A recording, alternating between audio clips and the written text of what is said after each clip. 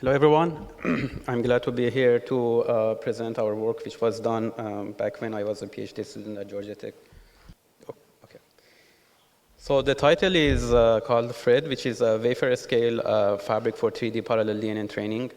And I start with an intro first. So wafer-scale platforms, as previous presenters also mentioned, they provide great compute density and high bandwidth network interconnects that connect these compute cores together.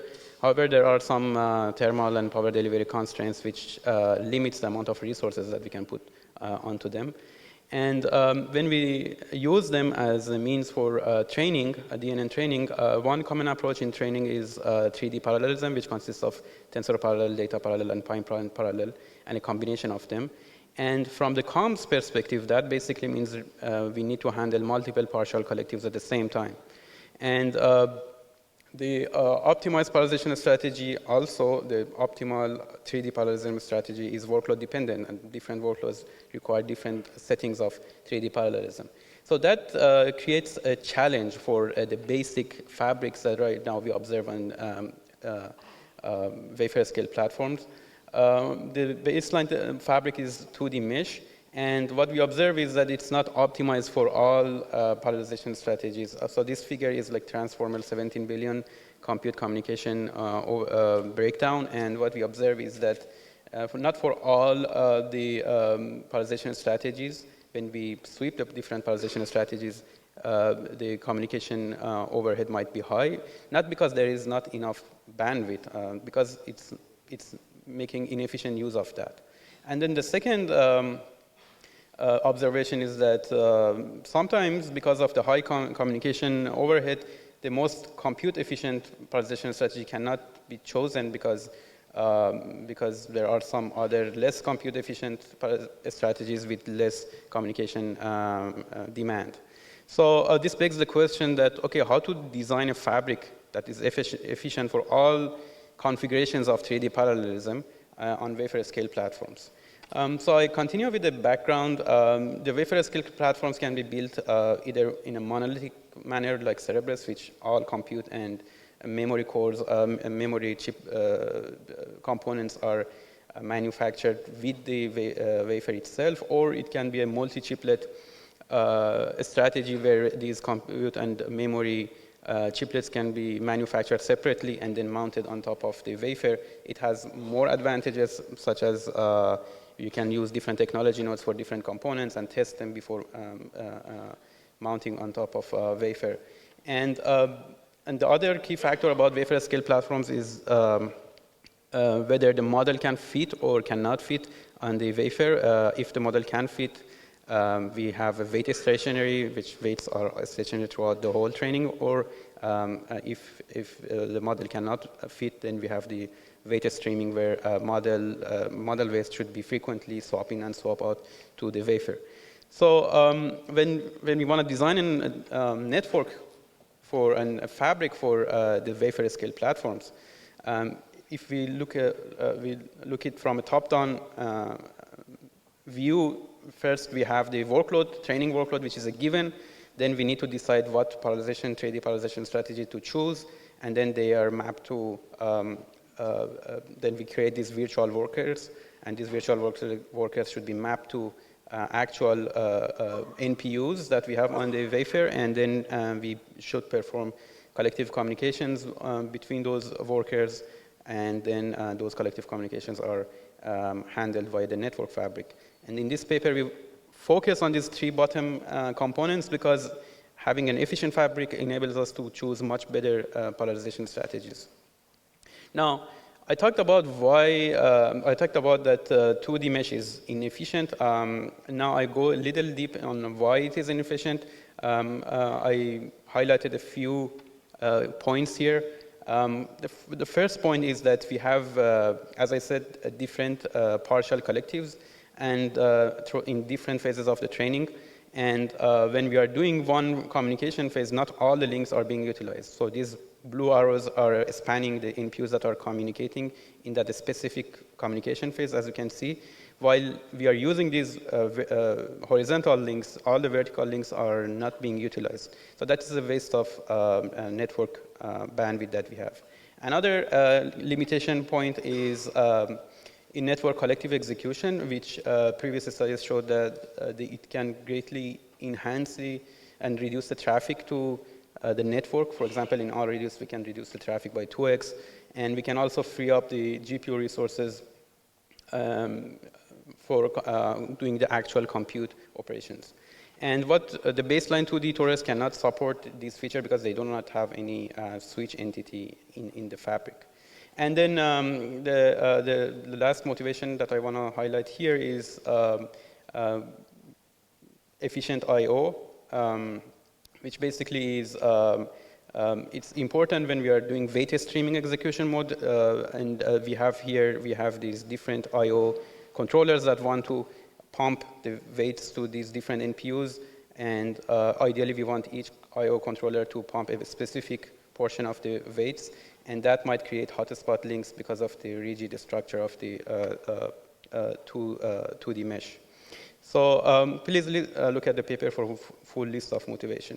Now I want to talk about the FRED, and the high-level idea of FRED is build FRED switches that can perform multiple in-switch collective execution in parallel, as required by 3D parallelism, be efficient for all configurations of 3D parallelism, and all network bandwidth should be available to any communication operation that needs the full network bandwidth, and also support the high bandwidth requirements of wafer-scale interconnects.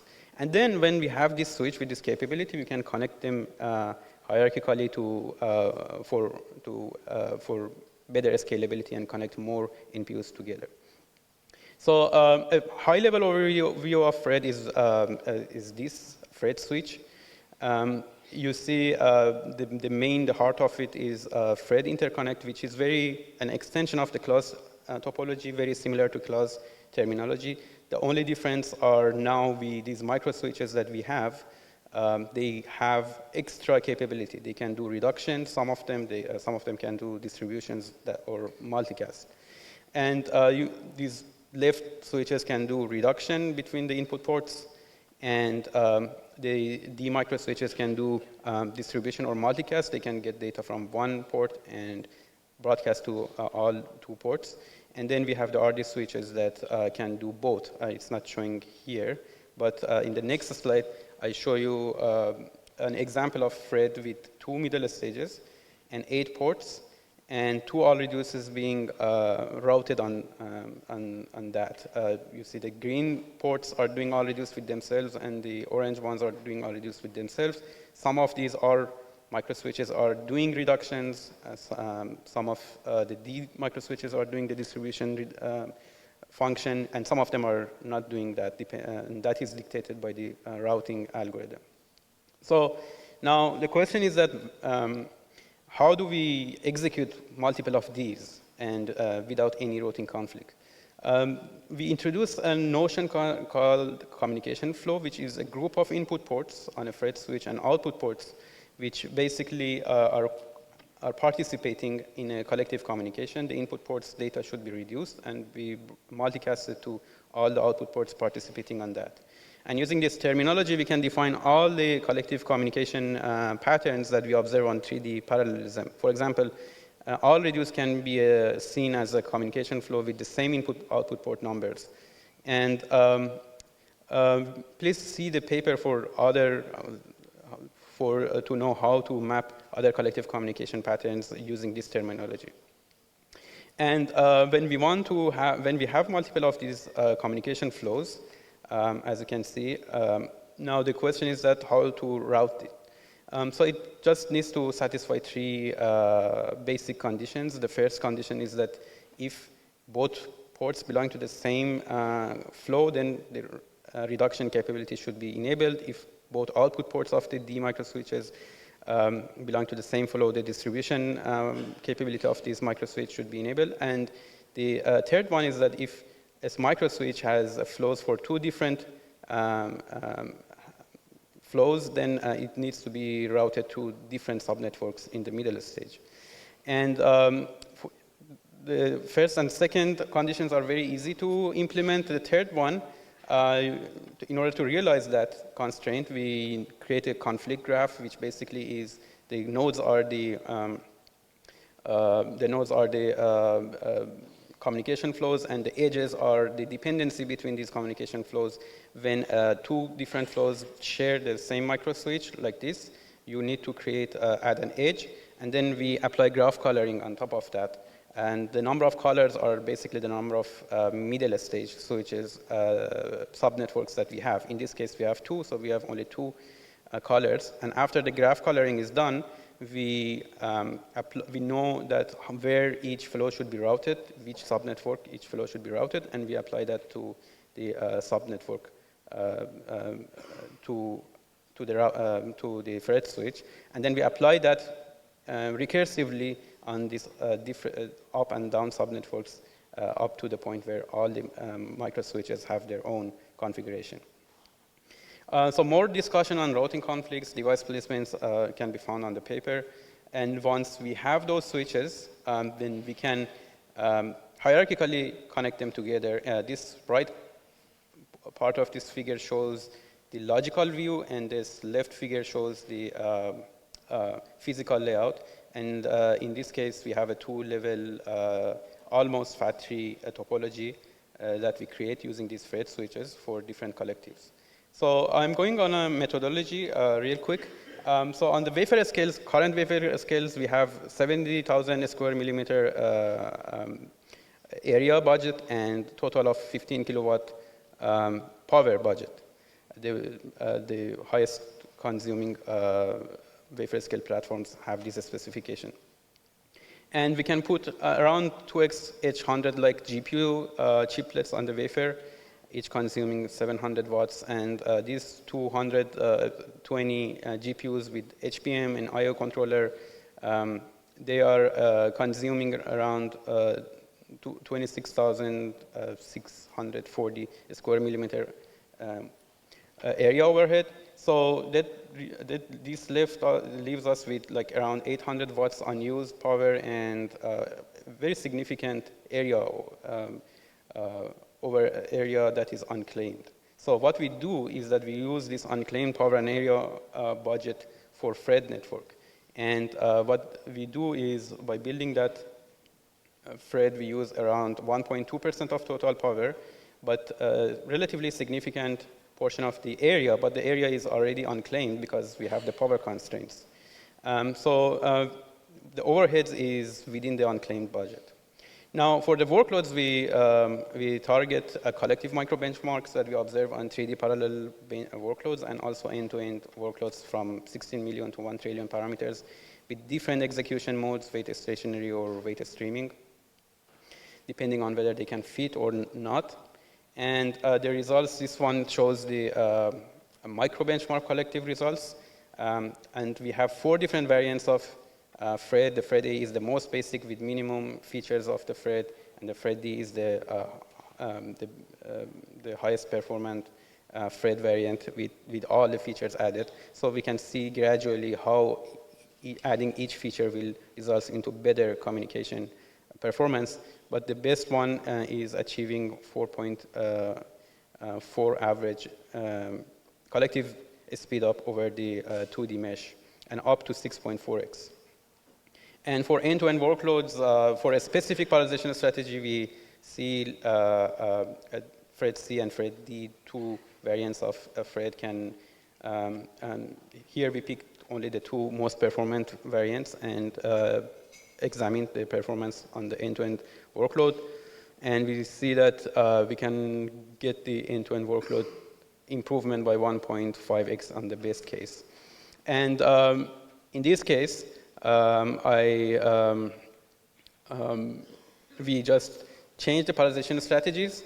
And here, we just want to show that for all these different parallelization strategies, thread can actually significantly improve the end-to-end training because it significantly improves the exposed communication overhead. And we see like for transformer 17 billion and transformer 1 trillion, we see 1.6x or 1.44x improvement on the total end-to-end training runtime. And with that, I want to conclude. So in short, the FRED is a wafer-scale fabric designed to efficiently handle communications for various polarization strategies, various 3D polarization strategies to be more precise. And FRED is tailored for the high bandwidth requirements of wafer-scale platforms, and also break the collectives into more fine-grained reduction distribution operations along the forwarding path within each switch. So that basically enables us to get maximum scalability and high bandwidth requirements of wafer-scale platforms. And it can significantly improve the communication performance compared to the baseline. So with that, I want to finish my talk, and thank you so much for attending my talk. Thank you very much.